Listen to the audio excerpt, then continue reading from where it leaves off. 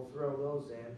You got 40,000 animals of all kinds and sizes could fit into 167 boxcars. That's only 30% of the vessel, which means Noah and his family had a fat, houseboat. 70% of it for their family, for food and supplies. What I'm saying is, even if you consider all the species that were available, when you go to the smallest creatures, the creeping things and everything else, up to the biggest, there's tons of room. Tons and tons of room.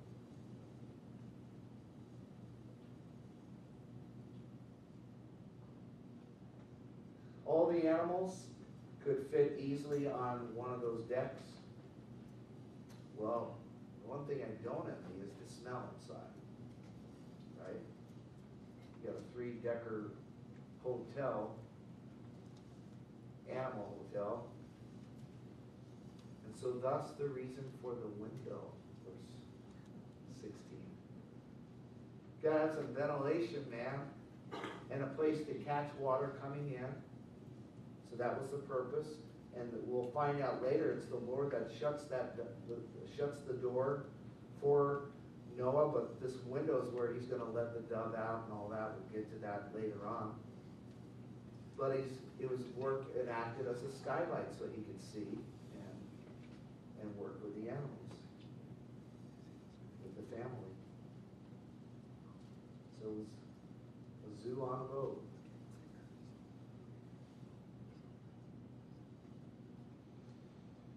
Now keep in mind that when we read about this particular ark, the writer's intention is not to give you every single detail of everything that was built on it, just to give you the facts that it was built and the size of it so you can see that it's possible. It's interesting, the measurements of the ark fit the science of naval architecture vessels today. I know it's just by chance, but you gotta at least. Because something of that size could easily tip over if it wasn't built quite right in those big waves. But the way this thing was built would have made it virtually impossible for it to turn over.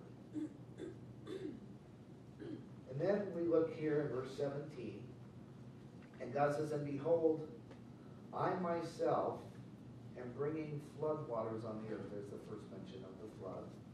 "To destroy from under the heaven all flesh which is in the breath of life. Everything that is on the earth shall die." Now the Hebrew word here for flood is mabul. And it's unique because it's the only time used besides where we read it in Psalm 29. The Lord sits at the flood. And it means the hydraulic cataclysm, or cataclysm. Hydraulic cataclysm. Something major took place when the Lord released the flood waters. It wasn't just rain coming down, but it was all those springs and everything underneath that broke up. Everything blew. A hydraulic cataclysm took place. And it's interesting because today they find fossils all over high elevations. Fossils that were instantly frozen in time.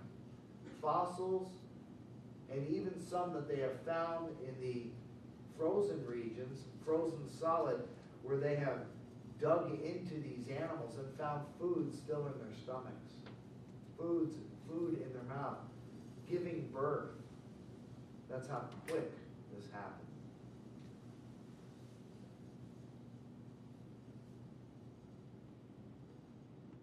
And so he says, "I'm going to bring these flood waters. It's going to be a hydraulic cataclysm."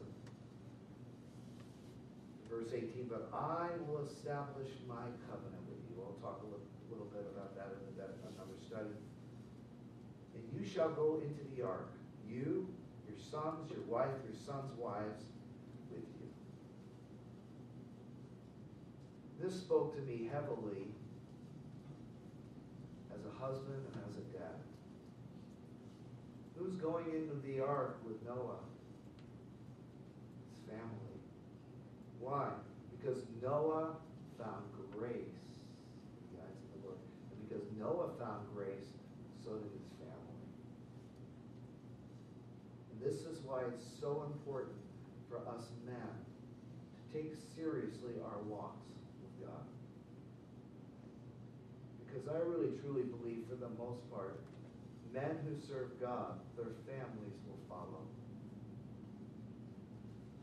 Men who don't serve God, you're going to have some things that you're going to have some problems.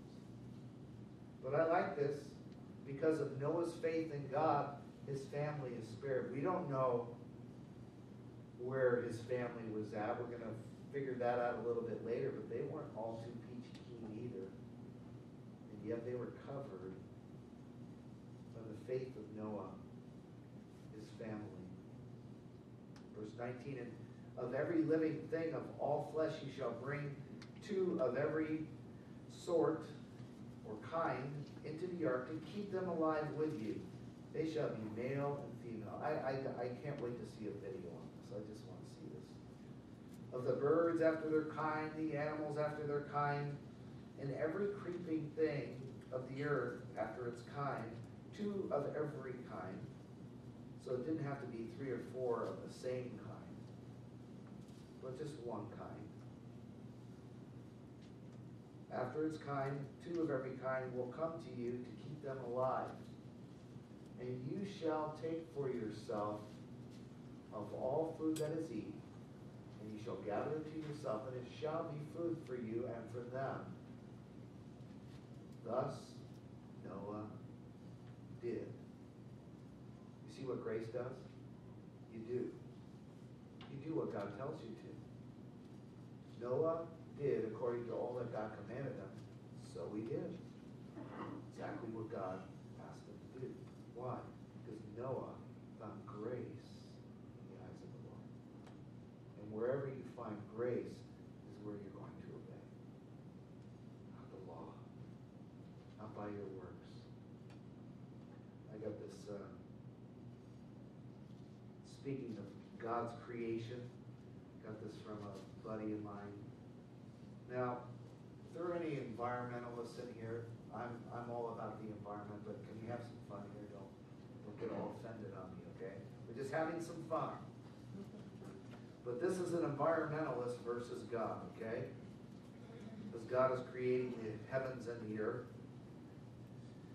Quickly, he was faced with a class action suit for failure to file an environmental impact statement.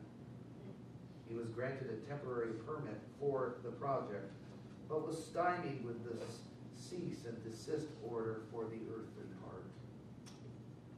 Appearing at the hearing with the Environmental Protection Agency, God was asked why he began his earthly project in the first place. He replied that he was just like to be creative.